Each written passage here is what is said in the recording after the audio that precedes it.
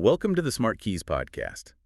Today, our mission is a deep dive into the Meeting Reduction Playbook by Felix Römer. Which is such an incredibly comprehensive resource from smartkeys.org. It's really built for modern professionals. It really is. And our goal here is to extract these, strategic insights so you can actually reclaim your calendar and genuinely boost your business efficiency. Yeah, because to be clear, we are not just talking about some shallow time management hacks today. Right. No, this is about analyzing a massive shift in the future of work. Okay, let's unpack this. If we saw a 13% unexpected tax taken out of our paychecks, we would riot. Oh, absolute chaos in the streets. Right. But we somehow just accept a massive silent tax on our time. We just let it happen. That analogy is so perfect, and it completely validates the stakes we're dealing with here. Because before we can even try to fix the schedule, we have to look at the hard data on exactly how much time is actually being stolen from us. Yeah, and the numbers are honestly kind of terrifying when you look at the current business landscape. They really are. I mean, since 2020, the number of meetings has risen by 12.9%. Which I guess people just excuse by saying, well, we're hybrid now. We have to over-communicate. Exactly. That's the natural defense mechanism. But a Harvard study actually found that 70% of these sessions actively keep employees from doing productive work. Wait, 70%? That is insane. So most of the time you're in a meeting, you are basically being prevented from doing your job. Precisely. The average worker is wasting about 31 hours per month in unproductive meetings. 31 hours, that's almost a full week. Every single month, just gone. Just completely lost. And it leads to this concept in the playbook that I find absolutely fascinating. It's called the thermometer concept. Oh yeah, the culture thermometer. Break that down for everyone because this is a game changer. So the idea is that a booked calendar is literally a thermometer for your organization's health. The rule of thumb here is that if 20 to 25% or more of your work week is booked... Assuming you aren't in, sales or customer support, obviously. Yeah. Right. Outside of those heavily external-facing roles. If a quarter of your week is just internal meetings, it's a symptom of a sick system. It usually means there are underlying problems in ownership or clarity. It's the fever, not the disease itself. Exactly. And this raises an important question. Have we accidentally replaced real collaboration with the mere illusion of work? Okay, but wait, let me push back on that 25% metric for a second. Because for a lot of managers, talking to people literally is the work. Right. Is the source saying they're just wasting their time completely? That's a really fair pushback, but there's a massive difference between necessary, active problem solving, which absolutely requires managers to talk to their teams, and passive status updates. Ah, okay. So gathering the team to debate a complex, urgent roadblock is the real work. Yes. But pulling 10 people into a room just to hear what everyone did yesterday, that's the illusion of work. Yeah, you feel busy, but you aren't actually producing anything. Exactly. So now that we've diagnosed the illness, this calendar bloat, and we've looked at the thermometer, we really need to understand the root causes of the infection before we can apply the cure. Right, the bad habits. And I'll be the first to admit, I am definitely guilty of the just-in-case invite. Oh, we all are. You just think, well, I don't want the design lead to feel left out, so I'll add them to this hour-long call. Yeah.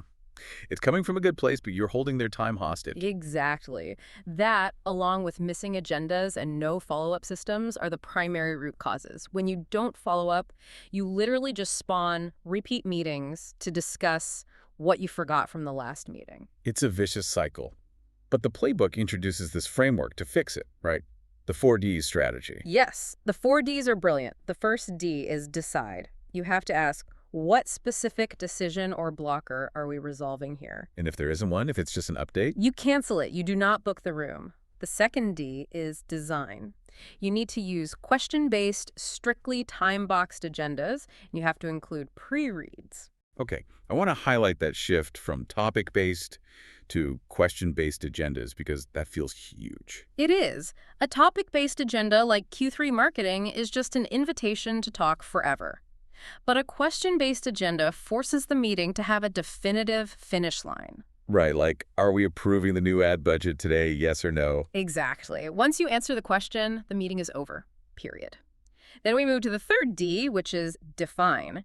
This cures your just-in-case invite habit. Oh, thank goodness. How does it work? You strictly invite only contributors. You literally define their roles on the invite. Are they the driver, the approver, or just informed? And if they are just informed, they don't get a live invite. Exactly, which leads directly to the final D document. You have to standardize one single source of truth for all conclusions. So like the decisions, the task owners, the next steps, all of that goes into a shared document immediately. Yes, so you never have to have a repeat meeting just to remember what happened. Here's where it gets really interesting, though. Let's say you're doing all of this, but your coworker isn't. If someone else invites you just in case, how do you actually get out of it without looking like a jerk? It's a tricky social situation, but the source has a great tactic for this.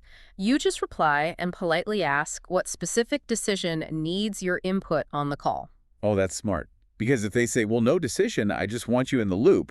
Then you just skip it. You Yeah. politely say, hey, I'm in a focus block, but I'd love to review the summary notes afterward. That perfectly protects your time, but still shows you're a team player. Yeah. So knowing how to filter meetings is great, but the playbook suggests teams can eliminate 40 to 60% of recurring sessions. Which is a massive chunk of time. It is. Well, But to actually do that, you have to replace those live sessions with something else right. because people still need to communicate. And enter the tech stack. This is where we move status updates to async work, and we leverage software tools to stay aligned without syncing live. So practically speaking, what moves to async and what stays live? Routine status updates, informational shares, draft reviews, initial brainstorming, all of that goes async. And live time is saved for, like, high-trust collaboration. Exactly. Kickoffs, one-on-ones, fast problem solving. And the tools making this possible are things like Loom for short videos, or task boards like Trello and Asana. So you record a quick video update instead of hosting a whole meeting. Yes, it's the record once, reuse habit. You shoot a quick video, add a few bullet points, and drop it in a searchable workspace. It's basically treating company communication like DVR for live TV. Optional attendees can just catch the highlight reel on their own time. That is a perfect way to describe it. And what's fascinating here is that by using these tools, especially AI, to generate transcripts and extract action items, we are completely removing the reliance on oral history in business. Right, because if you miss a meeting in the old days, you just had to hope someone remembered what happened accurately. Exactly. But with AI transcripts and async boards, everyone has access to the exact same searchable facts instantly. Okay, so we've covered the why, the how, and the tools. But to actually get buy-in from leadership or to justify this to a team, we have to look at the massive strategic payoff here. And the payoff is staggering. Organizations that cut their sessions by about 40% saw a 71% rise in productivity 71%, that is wild. and a 52% jump in employee satisfaction because people finally have time to do their actual jobs. So how do we practically get there as individuals? Well, the first step is time blocking strict, no meeting focus hours on your calendar. You protect that time relentlessly. And the playbook also mentions stacking necessary sessions, right? Yes, putting them back to back. So if Yeah. you have to have meetings, do them all in a row so you preserve long, uninterrupted stretches of deep work for the rest of the day. That makes so much sense. Yeah, Because the context switching is what really kills your brain. absolutely. But individual habits aren't enough. There has to be a 60-day reset at the company level. Leaders literally have to model this behavior for 60 straight days to shift the team norms. So the executives have to actually use the async tools and stop demanding immediate live syncs. Exactly. They have to set outcome-based expectations, meaning you are held accountable for your results, not for how many hours you sat visibly in a conference room. Because moving faster isn't about working more hours. No, it's about removing the friction of endless consensus gathering. This is the ultimate competitive advantage for modern businesses. So what does this all mean? Is the ultimate goal here just to have an empty calendar? No, an empty calendar isn't the goal itself. The goal is protected time. Oh, I see. It's about reinvesting those saved hours into deep, focused work. Quality over quantity. Exactly. And I want to leave everyone with a final thought on that, something that really flips the script. Okay, lay it on us. We have been trained to view a packed calendar as a badge of honor, a sign of our importance. But if time in meetings is truly a thermometer for organizational health, maybe your empty calendar isn't a sign that you're out of the loop. Wow. Maybe it's the ultimate proof that you are highly trusted, your systems work, and you are finally free to just do the actual work. I love that. Proof of trust, not irrelevance. Thank you for tuning in to the Smart Keys podcast. If you found this valuable, please hit that subscribe button right now. And honestly, go read Felix Römer's full meeting reduction playbook to get all the templates and details we talked about today. The link to the full article is right down in the show notes. Catch you next time.